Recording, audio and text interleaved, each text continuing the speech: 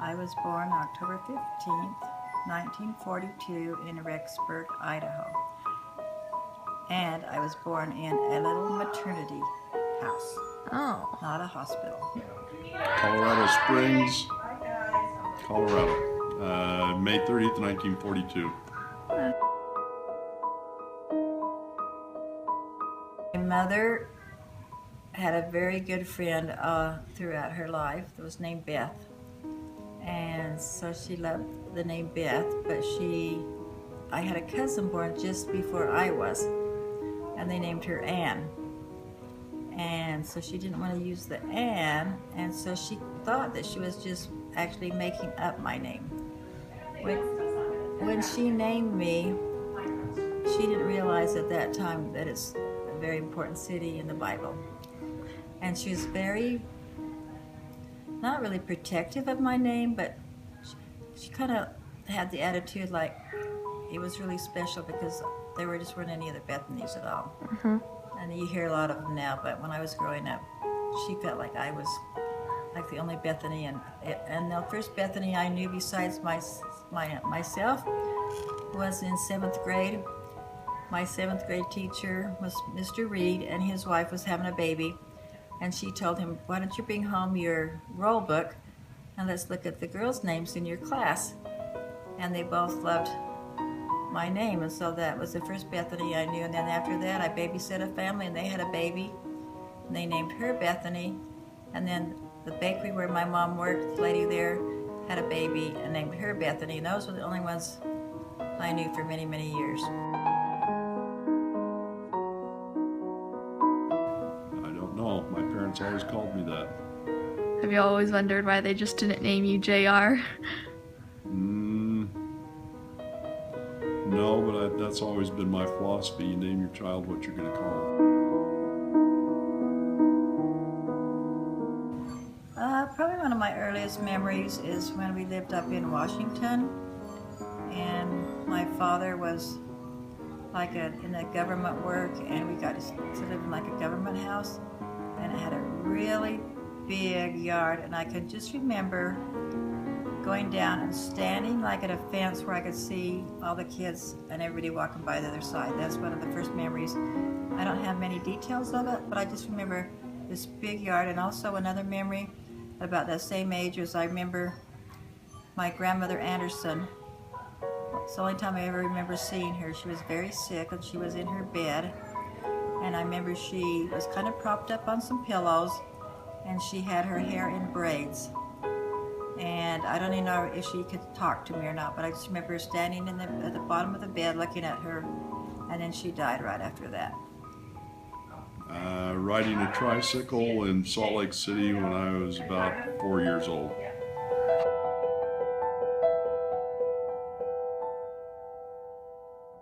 I had 2 older brothers and a little sister, and actually we got along very well, I think, because they were just enough older than me that we didn't really have that much in common that we fought.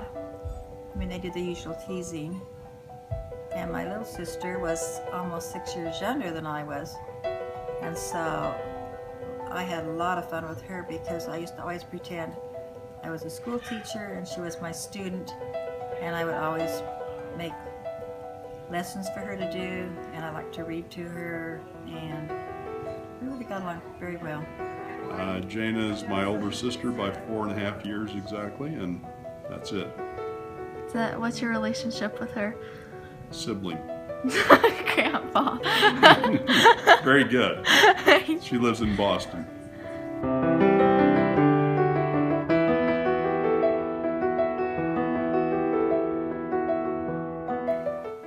It's sad for me that I don't have more memories of him, because I was 12 years old and he was 18, and you would think, nowadays you think someone who's 12 would totally remember everything, because everyone's lives nowadays, they're on video, you know, their pictures have been taken over and over and over again, and so I think kids tend to think that they remember a memory because they've been told over and over, here's a picture of you when you were a certain age, And so they begin thinking like, I do remember that, or they think they have because they've seen these pictures all along. And the pictures that we had of my brother were not, the cameras then weren't that great. They were a lot of background and very little, tiny little pictures. And so I always felt sad that I don't have better memories of him, but I do have really good memories. As far as my parents go, I don't think I realized until I was my mom's age how she must have felt, because she was 42 when my brother died, and when I was 42, our oldest son Scott was exactly the same age as my brother was when he died, and I think that's when it really hit me to understand how difficult it was on both my parents. My father actually went through so much stress that he became diabetic soon after my brother died. So it was very, very traumatic for them.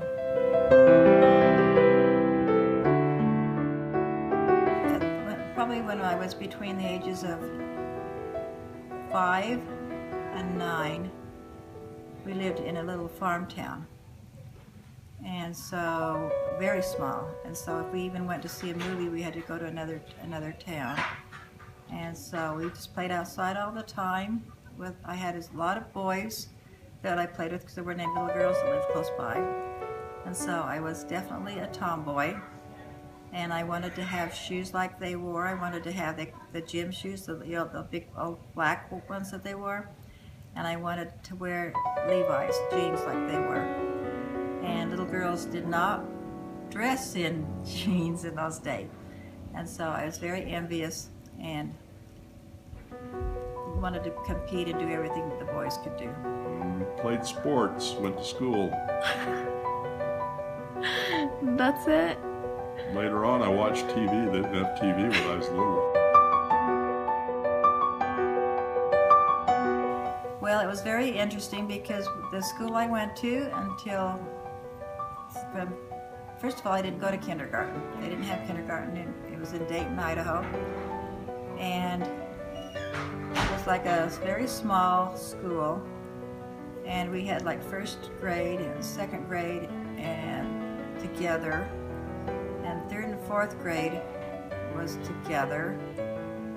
And fifth and sixth was together, and seventh and eighth. And then after that, they went to the high school.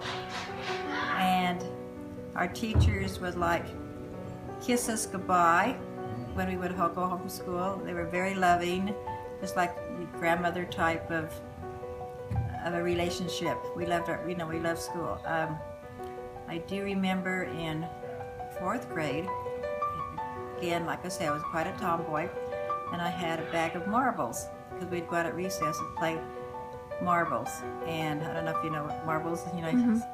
So my bag of marbles one day broke in the classroom, and so my teacher took them all away from me, which was really sad because it was just, the bag was broke.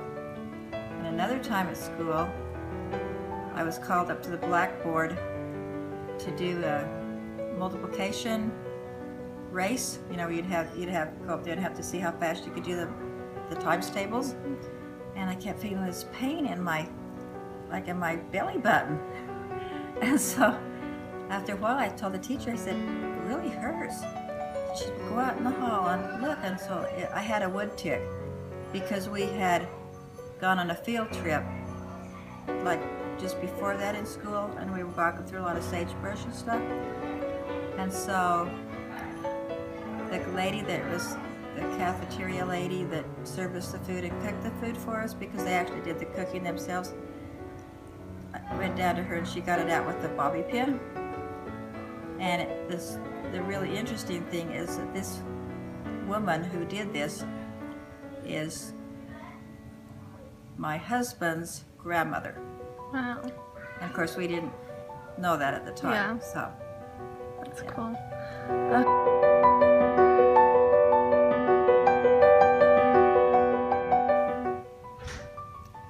We lived in such a safe world when I was little, but when we lived in Idaho, so I would have been probably 7 or 8 years old, kind of in that age group.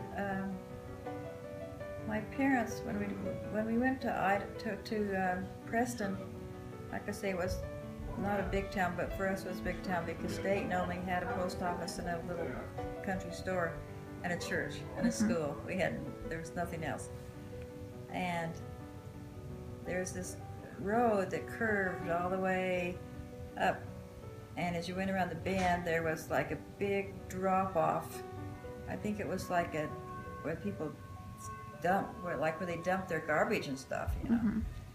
But it dropped way down into this big area, and I can remember one night my mom and dad had gone into Preston and we were home, and they didn't get home until late, and I remember crying when they came home because I was so worried whenever anybody would go around that curve that they were going to roll off and the car would be down there, and I thought, you know, for sure that they were killed and crying. But I don't think we had a lot of fears as a child. You didn't hear of, you know, we didn't have access to all the things going on in the world. So when we moved to Salt Lake, I remember there was a couple of murders, which was really unusual. You just didn't hear about people, and so you'd worry about, you know, things like that, like somebody could come and you know, hurt us. But I don't think you ever thought of that every time you left the house. You know, we really felt pretty safe in our world. Yeah. How do you think it's changed to now, where like left and right there's like mass shootings and so much? It's completely, and not only how horrible it's gotten, but we find out immediately.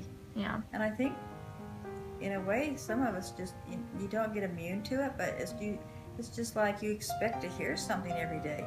You know, it's not the big shocking value. Like when somebody was actually killed or something, like when I was growing up, it really made big news, you know, big headlines. And now it's like, oh, there was another, you know, 50 people killed in this theater or whatever, you know. It's like, oh, you know, there's just no end to it. No, I had a weird dream when I was 4 or 5 that I was out on the street and there was like a plane came over or something, and there's this big net and they were catching people with a net. I can remember that, but I can't ever remember getting caught or anything like that. But, weird dream. Yeah.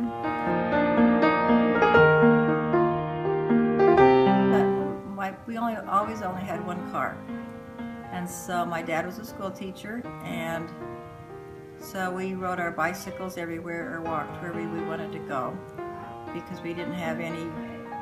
He was gone, and my mother didn't have a car to drive us places. So until I was in high school, I got it, and then I got my first car. But other than that, we just walked and rode your bikes. It was It was safe where you felt very safe doing that back then.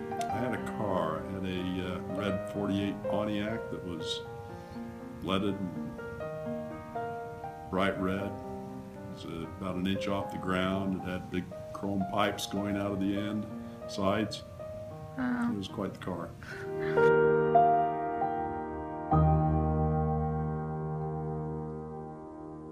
I saw my first television when I came to Salt Lake with my parents to find a house to move, and we moved here when I was 9, almost 10 years old. And pretty much no one had televisions in their houses yet. But it was fun because one of our neighbors got one of the first televisions, and they would let all the neighborhood kids come over. We'd sit on the porch and look at their television. And it would be a big box with just a little screen in it, and you only had a certain channel that you could watch. And so we seemed like we mostly watched westerns and cowboy shows that would be on at night. Because in the beginning they had maybe 3 channels was all. Wow. Yeah, but nobody started having them until I was 8, 9, 10.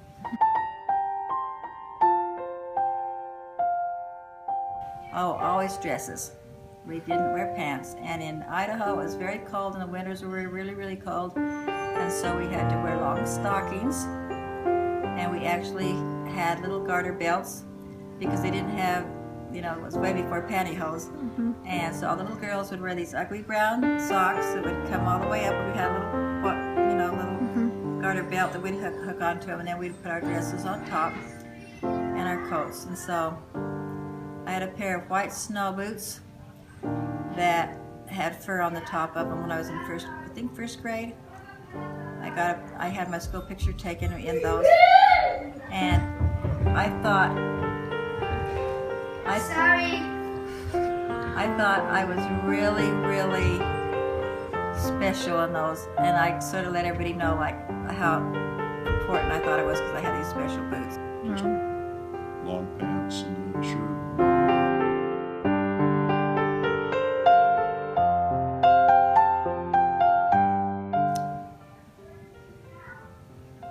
You know, I don't know. Seriously, I guess I just have maybe pushed it out of my memory. I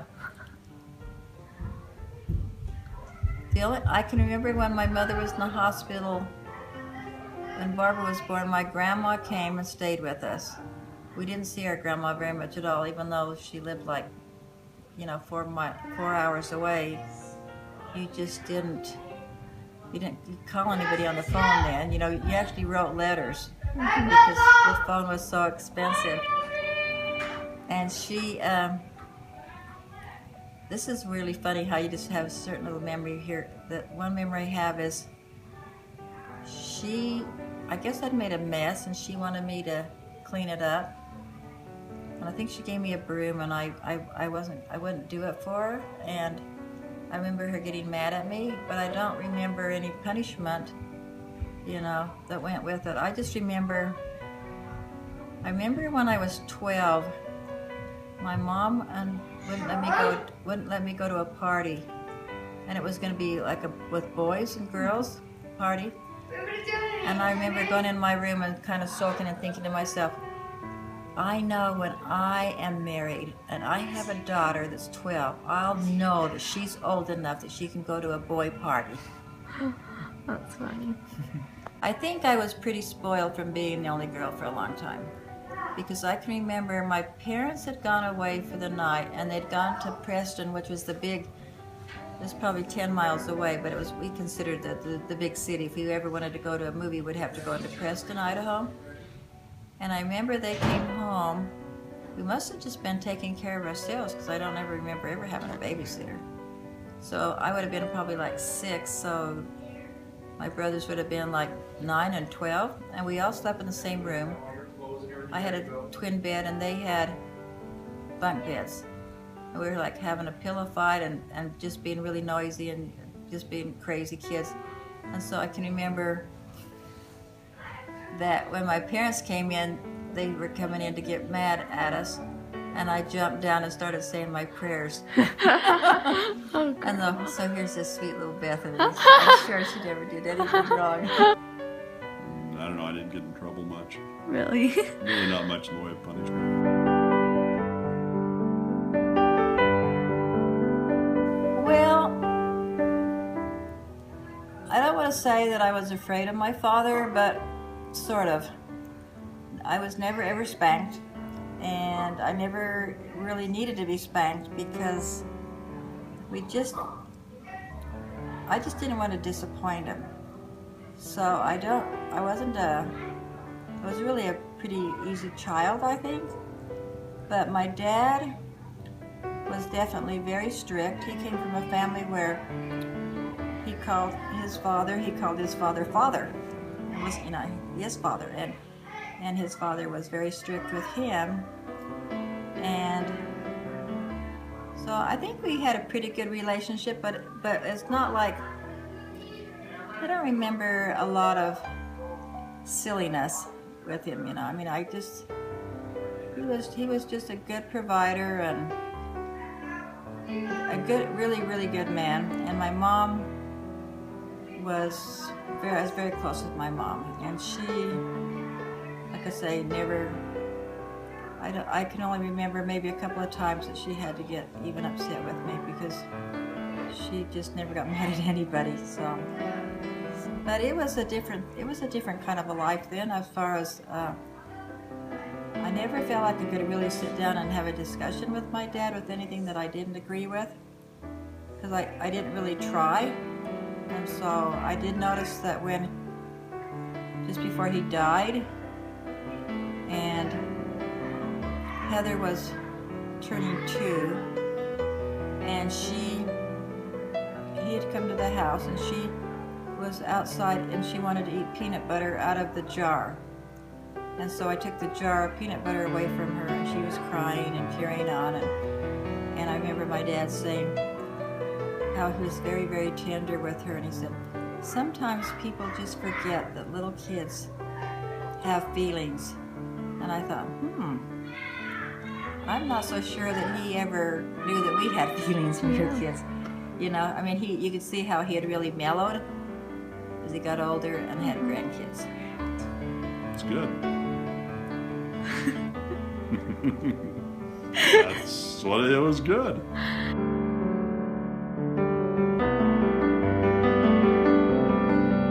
My father graduated from Brigham Young University and was very, very smart. He was like the valedictorian of his class, and had always wanted to be a doctor, but he ended up finishing school sooner so he could help support his brother to put him on a mission, help his brother go on a mission. And so my dad had his master's degree and pretty close to getting his doctorate in biology, and was a biology teacher, and he was also a school principal when we were in Dayton, Idaho. Not only was he school principal, but he was the superintendent of the school district there. My mom didn't have any college experience. She taught herself to play the piano without any lessons, and she always corrected us on our grammar. She really had she could, in fact, I remember one time she was mentioning that she had written a paper for my dad when he was in college and got an A, but he got the A, but she wrote it, so she always felt like she could have really done well had she been able to go to college, but they didn't have any money to send her, so she came from a very, very poor family. My father went to Weber State and then to University of Utah and was within a quarter of graduating in geology, and he went into business for himself. Never went back to school. And your mom? I think just high school. My dad was taught school, and my mother just pretty much was home until we moved to Idaho, and then she did her main job was she worked a little bit at Woolworths, and she sold shoes for a while, and she ended up going to the neighborhood bakery, which was just around the corner, and she ended up working there until she was very old, and it was, people thought that it was her bakery. In fact, my kids all called it Grandma's Bakery. They all thought that it was her bakery, that she owned it. My dad ran vending machine routes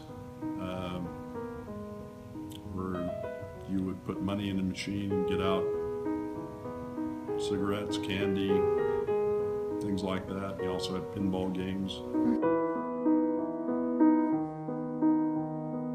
You joining my the church? parents weren't active, but they actually both came from LDS families, but neither one of them were active. And they supported me in going to church, but they never went themselves. How did you go? How did you figure out about the church? Did you just know from friends, your parents? Going with my friends to church. How old were you when you were baptized? 10. So not much older than most people. Well, most are baptized at 8. I know, but that's not much older. It's 2 years. Okay, and they supported you and everything. They just never They did. They weren't too supportive. I asked them about a mission. They weren't too keen on that at the time. So did you end up serving a mission? No. No.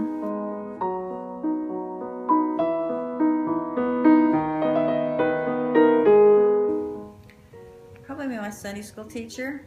We had this really wonderful relationship. We had a Sunday school teacher from the time we were about 12 until we were about 16.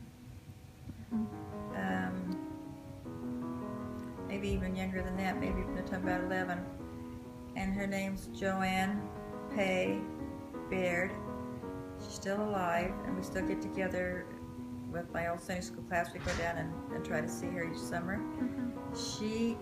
Her sister was Marjorie Pay, who's married to President Hinckley. Wow. So she's President Hinckley's sister-in-law. And we just went to the bishop every year and we said, even though we're moving into the next class, we want Joanne to be our teacher. And so we all ended up serving at her wedding when she got married. And for most of us, it was the first time any of us had worn high heels. And we were serving at a reception, and we all had to take our shoes off because our feet hurt so bad. But she just still is actually even as influence in my life when I go down now and see her, and she's in her 80s, to think, you know, Yeah. she's an amazing, amazing person. Probably my father. Do you think that as you've grown up, you've become like him, or no? Well, probably. Tend to grow up and end up like your parents do. Yeah. Oh, we had a lot of fun. Our ward in the church, we had a ward movie night every Friday night, because no one had, if anybody did have a television, you had 3 channels at the most. And so they would get a big screen, and we had the old movie projector, you know, with the reel that turned, you know, went around and around. And everybody came. I mean, it was just, you know, they'd have popcorn and drinks for us, and then we had dances, stake dances, and it seemed like most of our activities were centered around school or church. High school was a really important part of my life, because people just truly loved the school. You know, we would like cry at the end of the school year because of the friends we were never going to see again. And I don't know, it just seems like it's maybe different nowadays. A lot of kids just go to school and want to get out and go to work or get work release, or, you know, they just don't get, a lot of them don't get that involved in school. So we like to go over to drive-ins and get root beer floats and root beers, and they'd come out on their roller skates, and, you know, just like you see, it was a wonderful time. People would, after the football games, they'd drive up and down State Street and honking their horns and hanging out the cars' windows, and you know, just things that nowadays you'd probably get arrested for, or and what decade? or not be second, or you wouldn't be safe to do it, you know. Yeah. So we're looking at the 50s and into 1960 when I graduated from high school. Fun. Played baseball, basketball, mostly sports. Okay.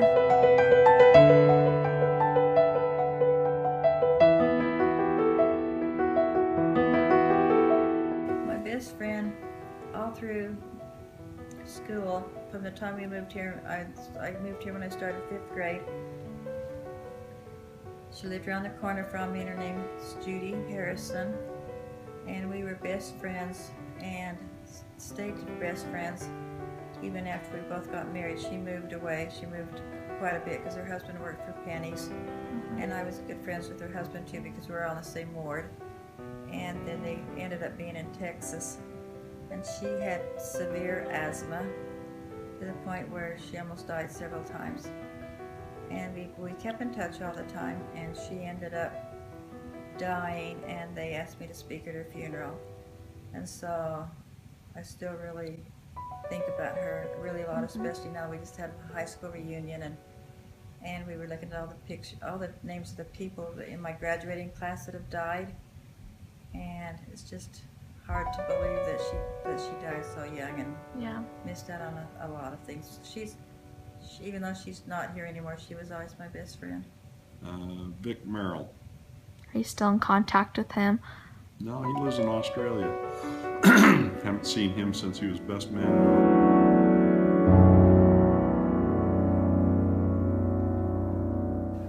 I love to play tetherball, and I was a 7th grade champion of our elementary school, and my dad finally said that I was going to have to probably quit because I had such sprained knuckles all the time from hitting the tetherball. We played sports out on the street all the time. We would have races up and down the street and race each other, and we didn't really have organized sports like they do now for kids. So I took a little bit of dance, but not that much, and played the piano. And you know, as far as hobbies really go, I can't really remember having a special hobby exactly. I like to read. I loved animals. I brought stray dogs home and cats, and when they'd have kittens, I'd tell the neighbors to bring them back so that the mom wouldn't miss them. So then they would never leave our house. So we had kittens all around all the time. Sports. Yeah. Sports and fixing up cars. We had a dog named Rover when I was really little, and I think he got hit by a car in Dayton. And I don't really remember him very much other than I've seen pictures of us with he was a big dog. And then I don't think we had another dog until I came home with the dog that followed me home. And I said, this dog just followed me home from elementary school. We named him Buttons, and we had him. He lived for a good 13, 14 years, and I had a cat that we just named Kitty, black and white kitten cat, that was so calm that I woke up one morning and she'd had her baby kittens on the bed, and while I was asleep. And usually cats will go and hide. Yeah. You know, they don't want to be around people, but so you can tell how comfortable she was being around me to have her kittens there. Yeah, we had 2 or 3. Had a Brittany Spaniel. I also had a duck for a summer. Duck's name was Feathertail.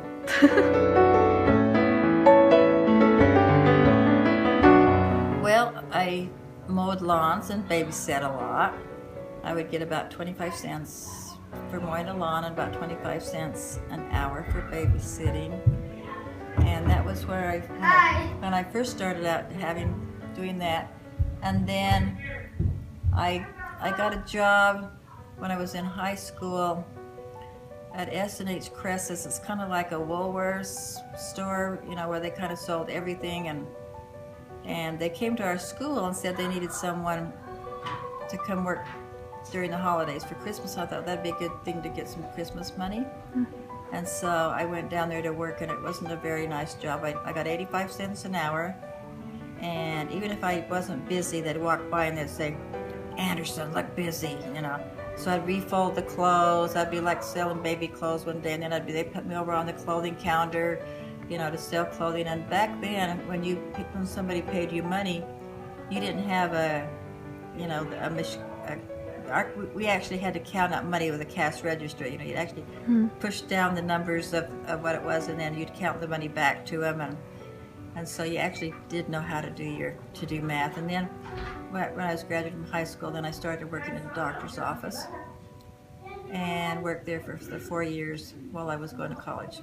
When I was 12, my dad hired me on to refurbish pinball games and vending machines, and he paid me $1.25 an hour. That was my first job. Did you have any others as you were going into college? When I was 16, I had one for a couple of years with my uncle doing the same thing. He also had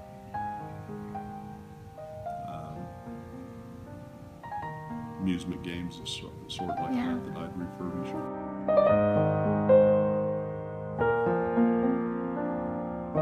Well, that was second year of medical school, and I had a folding trailer that I liked, and so I thought I would sell them. So I started selling the folding trailers.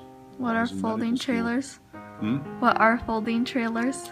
They're small trailers you can tow behind a small car that fold out to become very large and sleep quite a few people. So they're ideal for families. And is that business still going on today, or did it die out? No, it died out in 1987. I had my father as we actually became partners on it. And my mother worked in the business too.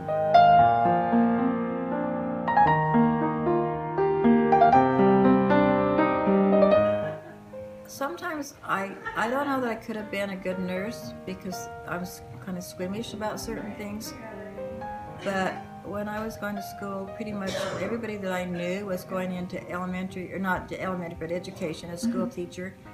I had a couple of friends who actually, like one who was really, really smart, chemistry of all things. She graduated in chemistry and ended up being, teaching chemistry, like even at the university.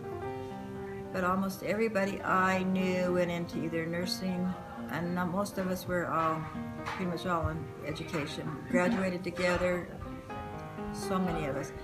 And I guess because my dad had been a teacher, I don't know that I had a desire my whole life to be a teacher. And now, years later, I think if I'd gone into nursing, there'd have been a lot of opportunities to do something after your children were raised, and even as a part-time, where you could just go in and work half a day somewhere, or a couple days a week, and with education, there's not a lot of opportunities. If you don't want to be a full-time teacher, I tried substituting a little bit, but that's not a very fun thing to do, and so I didn't really ever keep up my certificate to be able to continue teaching. You have to go back every few years and keep that, so you're certified is what I meant. I didn't keep that up.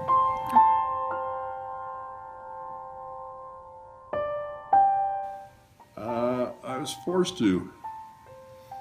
It was either that or you had your choice of the service, but if you're a physician, you had to go in. It was an obligation at that time. How long did you serve in the Air Force? 2 years. And did you have to move away from home, or did you get to stay where you were living? I joined the Air Force and I saw Utah. Stayed at Hill Air Force Base.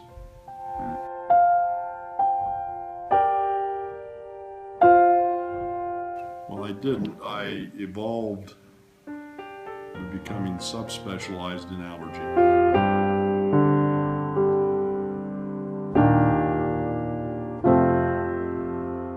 No, it wasn't that hard to get in back in those days. I actually got accepted with a scholarship to the University of Utah and Brigham Young University because I was in the top 3% of my graduating class I had a 3.85 average.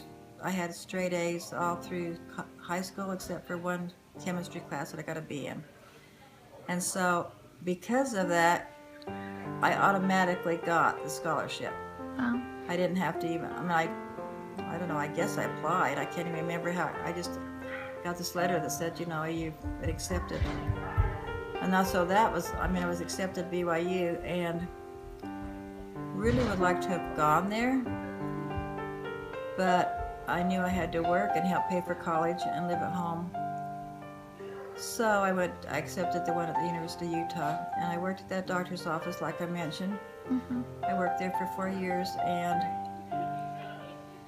graduated in 4 years with honors from the University of Utah in elementary education, but college for me was not a real social fun time. To me it was just a lot of work because as soon as I got through to school, my job wanted me to come right into work, and so I would go right from class to work, and then get off about 7:30, get home, study every night, and then start the same thing all over again. So, University of Utah. High school, I did very poorly.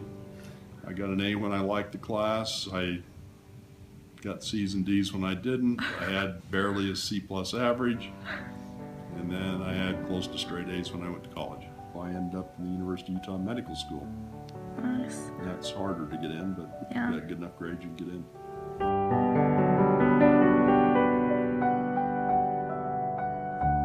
Oh, that's hours. That's a long story. Well, when I was 16, we had a foster girl living with us. She was in our ward, and I guess the bishop asked my mom if she could come live with us because apparently she had been abused. Her mother had died of cancer, and her father and brother were not treating her well, and I never knew all the details, but he just asked if she could come live with us. But she was kind of, we never really hit it off like close friends because she was so totally wild. And I mean, I don't think I probably made the effort that I should have also. And it shows that I was probably not very mature, because I remember I didn't like it when she called my mom Mom, because I felt like thinking to myself, you know, I mean, you look back now and you think, well, that was not very big of me, because her mother had died. She probably really needed a mom. But to me, it was just like, you know, this is, you know, I never said anything, but it just kind of got under my nerves that she would do that. But anyway, she was dating a boy that went to school with my husband, with JR. And so, can I say JR, Grandpa? He wasn't Grandpa then. And so one night she was on the phone talking to this guy. His name was Norman. And I guess I came in and said something to her, and she stopped to answer me or something. And he said, "Who's that?" You know. And she said, "Well, that's you know, my foster sister." And he wanted to know how old I was, and so he said, "Oh, well, maybe I'll bring somebody down for her to see sometime." And so he never really told us when he was coming, and so I didn't really know what to expect him. And I had just gotten out of the bathtub. We didn't shower. We all took baths, and I just washed my hair and had it in curlers, because we slept every night in curlers. I think I had permanent places where we roll them up and stick a pick in them. I think I had permanent holes where the picks went, because we had no curling irons, no blow dryers, and so sometimes your hair was just all curly and horrible, or sometimes you never knew how it was going to turn out. It was always different.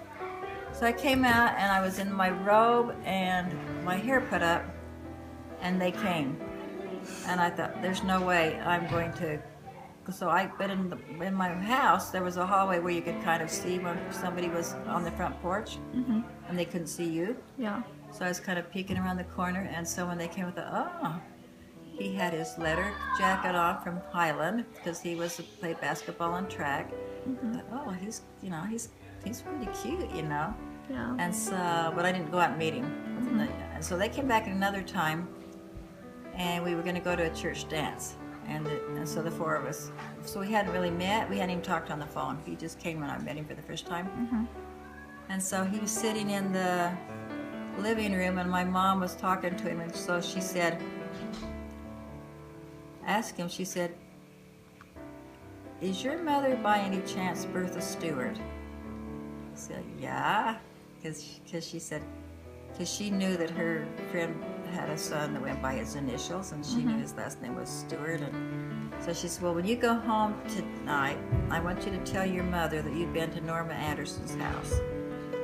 And clear in this little tiny town in Ammon, Idaho, my mom and Bertha Stewart, her name then was Bertha Atkinson, in their junior and senior year were best friends. They walked each other home every night, halfway, you know, after they'd be together at school, and totally best friends. So that's how we met.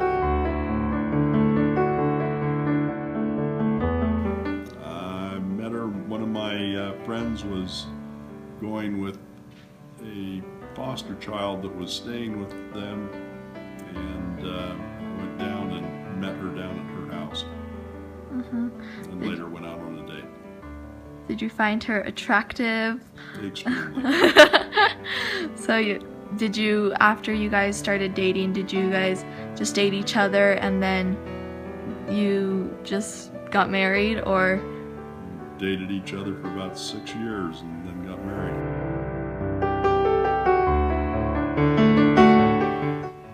We lived in University Village while I was going to medical school, and then I ended up, we had a dog which the University Village wouldn't let us keep, and so we ended up,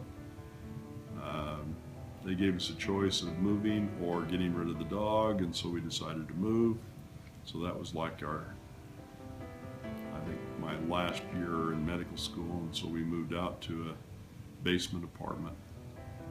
And then we moved over to an apartment that was more of a building, and we were actually right across the hall from Bethany's sister, Barbara.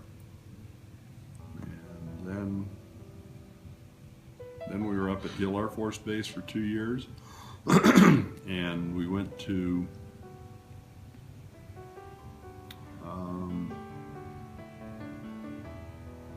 then we moved into Chevy Chase area for 19 years, and then we've been up here in Kangen Cove for 25 years.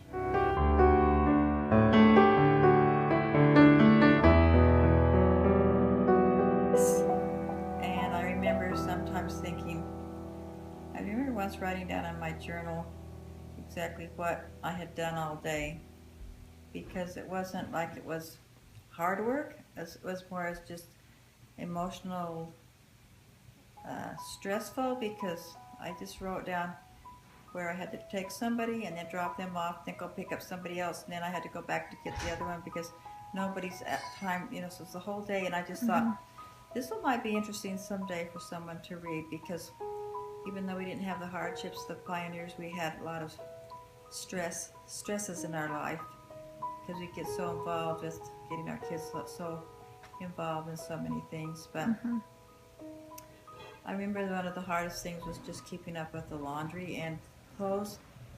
When the kids were little, pretty much all had to be ironed. I ironed every day, and their clothes were always pressed because the materials were just needed to be ironed. So yeah, it was a lot of work. Okay, what about traveling the world with your 6 kids and husband?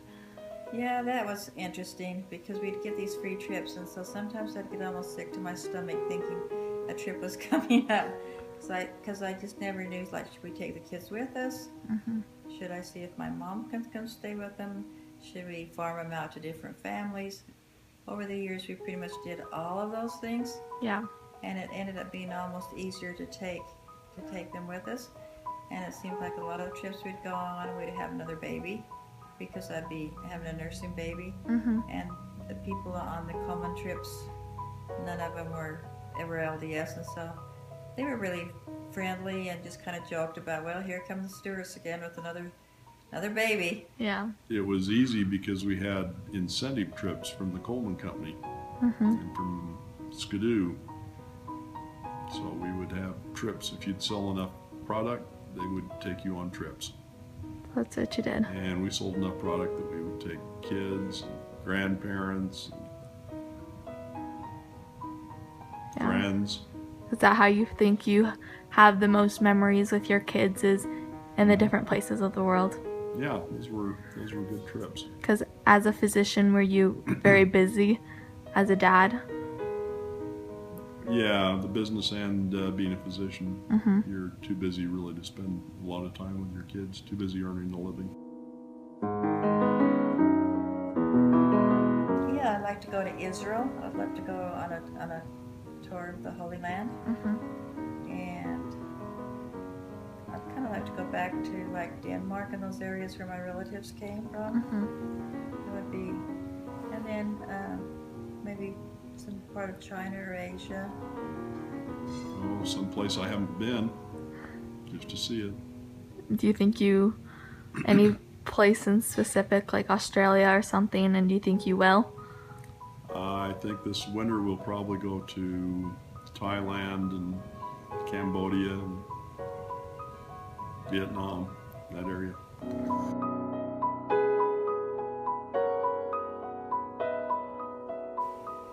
Oh, I think the best thing is just seeing them as they grow and the wonderful people that they're turning into and their accomplishments, and you just are excited for everything that they do in their life, and hopefully they turn out to be happy, and that's about all you can hope for. Achieve, develop, and gain recognition in the world.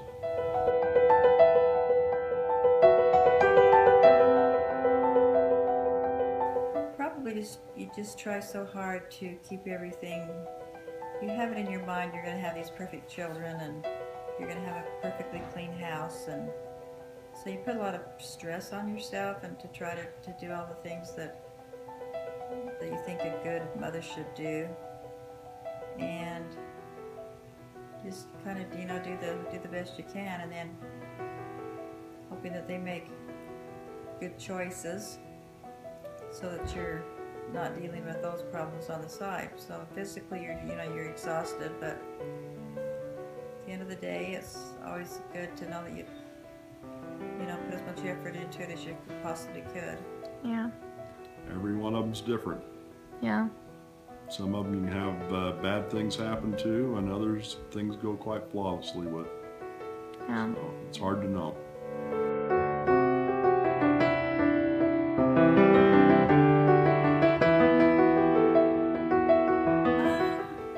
I would hope that they would think that I was really paid a lot of attention to each one of them individually. I always try to spend time when they were little going into each one of their bedrooms at night and spending time with them and talking to them about their day and saying prayers with them and going to all of their, try to go to all of their, whatever they were involved in, any sports that they're dancing or cheerleading or their football things or anything that they did that way. I tried to, make sure I was there for them. Easygoing, fun-loving. Not strict. Not very. Yeah. My mom calls you a penny. What's the saying? You like to save money. Oh, I do. Cheap would be a better term. Cheap. You always had. Do you have any specific memories that you embarrassed your kids or saving money? Well, we had one program where the kids in this house would leave lights on all the time. And so I told them however much they could save on the power bill, I'd split that up with them. And so they saved like $100 or something like that. And so I divided it up with them. And then the next month they saved maybe $50. And gradually it went back after about 3 months to where it didn't work. But it worked for a while. Yeah. Where they'd turn off lights when they left rooms.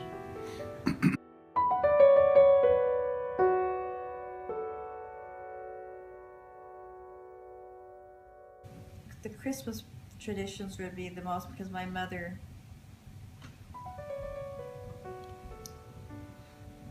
and well, let's see, there are some other things too.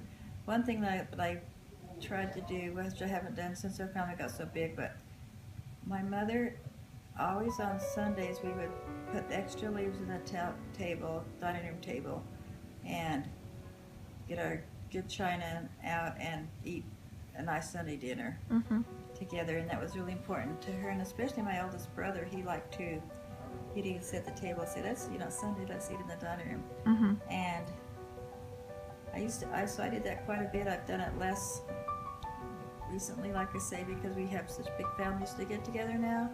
Yeah. So we don't really sit down really formally like I'd like to. Yeah. But Christmas time, she started the tradition of getting together and the holidays. So I think you kind of try to do some of the similar things with holidays. Yeah. As you did with your family. I remember you teaching us was the popcorn balls, one of the traditions, and totally, like my mother did. In fact, we were talking about the other day because she'd make us all wear hairnets, on our heads when we were doing popcorn balls. Because one year I think there was a paper clip or something that I don't know how the paper clip got in, or she thought that somebody's hair would get into them, and so we had to wash our hands and put gloves on and hairnets on our hair. And so after my mom died, I tried to carry on that tradition, and for a long time would come home on it, because I never did them by myself until after she died. And then I thought, so then I started giving them out for Halloween like she did. Yeah. So what about the gingerbread cookies? Were those also a tradition or something that you started? I started doing those, and we had it when I was in the primary presidency. The primary president had made little gingerbread men for an activity that we had at church with the primary kids, and it was such a good recipe, so she gave me that recipe, and then I started making them. So that's kind of a tradition. But my mom always did the turtles, and that's become kind of a Christmas tradition too. We always have, when we get together as a family, we always have somebody that makes her recipe of the turtles. Well, my parents used to like to travel a lot, but they mainly would drive every place. And they liked racehorses, and so we would go down to Santa Anita usually each winter. any of these traditions did you pass on with your kids? Obviously, you Traveling. Traveling.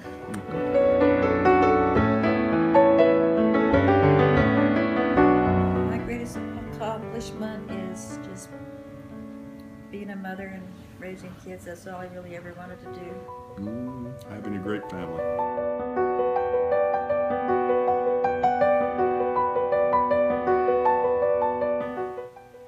I don't know when I was young and getting married if I even had any, I don't think you even have any concept of what's ahead of you. Probably would never get married. I don't know.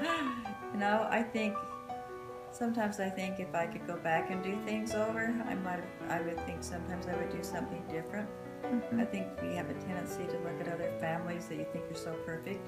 And you think, oh, look at their family, you know, they don't have any problems. And then you find out after, like, pretty much everybody has some kind of problems. If they don't right now, they will eventually, whether it's with their kids or with their health, whatever.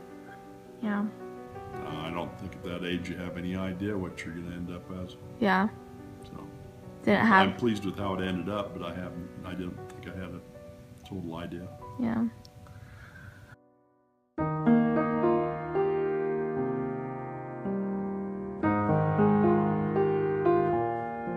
Totally remember that.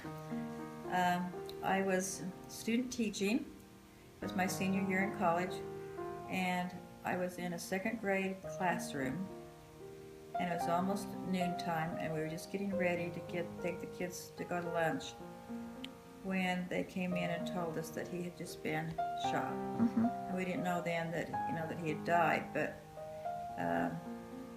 just remember being glued to the television set and trying to hear anything you could hear about it, and going to a meeting. And after he died, I remember we were going to a stake meeting, and we all sang the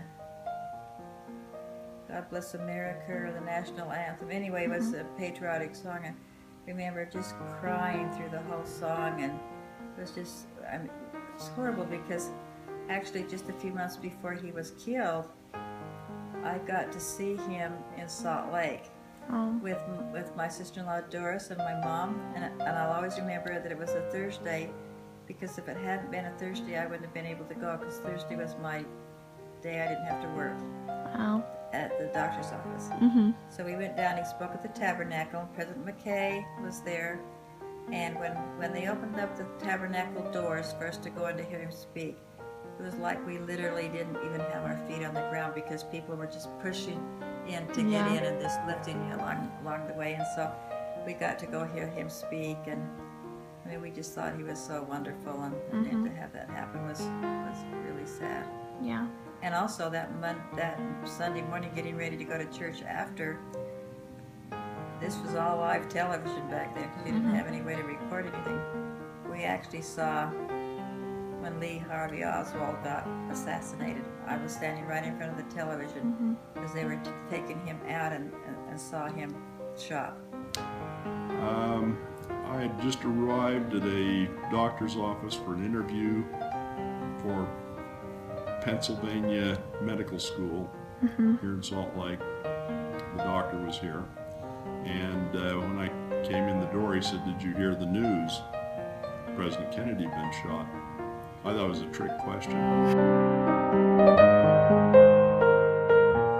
don't know if you thought this was cool or... Oh yeah, because we were kind of in a big race, with Russians and all of that, and it was really a big time, and I remember watching it, being glued to the television and watching all that happen too. Yeah. Oh, I just remember it happening. It's pretty neat, but I didn't really care that much. No. Well, I don't think it was so different than it is now, because nowadays you get everything, all the news immediately. Yeah. And the only time you really saw any news things was if you went to the movie theater. Before they ever showed the movie, they would show a newsreel. And so we were really protected as far as the knowledge. I don't think we were told nearly what was going on. I know my parents had no idea during the world, what was going on with Hitler and Germany. I mean, that was just completely hidden from the world until after. And so I think we felt very, very safe. I don't have a lot of memories. I remember when we were in Dayton, I can remember when we had a shortage of some food. Yeah. Like we couldn't buy butter. Yeah. You'd have to it would come in a bag, and it was white, and it had like a color in it, and you'd have to push it together until it became, until it got the color, and then that'd be like your butter. Yeah. And so you had some restrictions, but like I say, we just kind of did our usual playing and didn't worry. Life was just simple then. You didn't have all the worries that people have to worry about nowadays. Yeah, I think you were 2 years old when World War II ended, but did your parents tell you any stories about, or were they also sheltered and they didn't know really? I just remember my mom and dad saying that they had no idea those things were happening at the time. With the Jews. And I'm sure it was very, very sad for my father because he'd served a mission in Germany. And he loved those people, he loved them, and some of his mission areas were closed down when Hitler started becoming more dominant and on the scene, but he still never realized until after his mission that, how horrible the situation was, or with Hitler or any of those leaders. It's great that it happened. Yeah, any more experiences like living through World War II? Well, since I was only about 3 years old when the war ended, I don't remember much about it. Cold War? Cold War, that was just kind of an ongoing thing, and Cuban Missile Crisis and stuff like that, I remember. Ever scared? Ever scared that something was going to happen to you or your family? Well, whatever happened was going to happen. I didn't worry too much about it.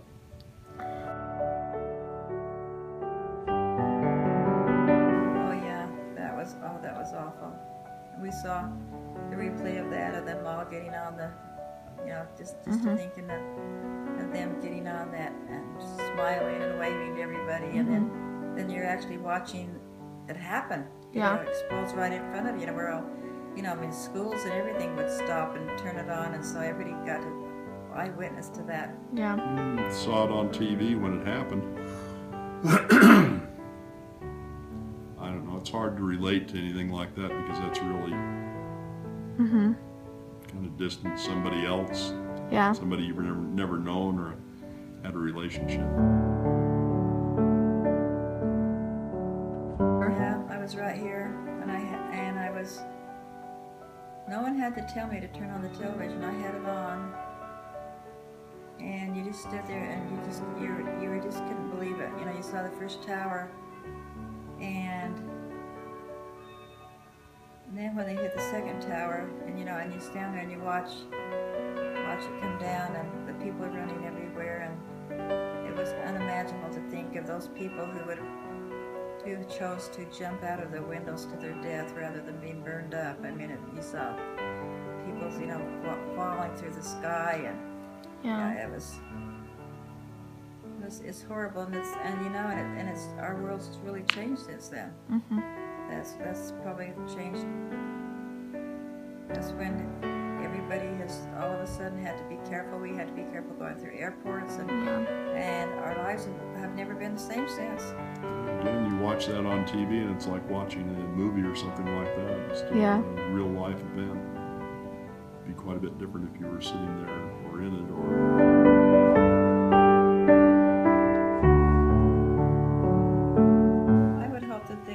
That I was someone that they could come to if they had any problems. They could trust me to be there for them. And I've always felt like I was dependable. Like if anybody asked me to do an assignment, that I would follow through with it.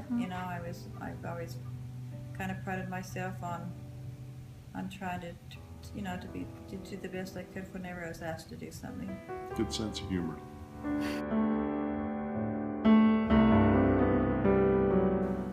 This Carson so much. She's asked, and so one day she's going to type all this up, and then it'll be part of my history, my journal for my posterity. Thank you, Carson. You're Do welcome. you think that the world's going to keep getting worse for you and your children? How do you feel about the future? Kind of scared, but looking forward to making my own life and decisions and hoping that it doesn't get much worse, but I have a feeling that it will. But just gotta, the latter days. Well, it is, and you're here because you're stronger than anybody that was before, and you're going to be probably put to a lot of tests, but you can do it. Yeah. You can do it. Just keep following the truth and the light like you have in the past, and teach your kids the same when you get them, because that's one thing that as a parent you don't just quit worrying about when you think your kids have got happy lives and they're doing well. Yeah. You never ever quit worrying about your kids, and you start worrying even more about your grandkids. Yeah. Because you see what's happening to the world. Yeah. So I guess that's an ongoing thing, That shows that, we really care about each other, right? Yeah. Okay. Well, Okay, see over ya. and out. Bye. Thank you and goodbye.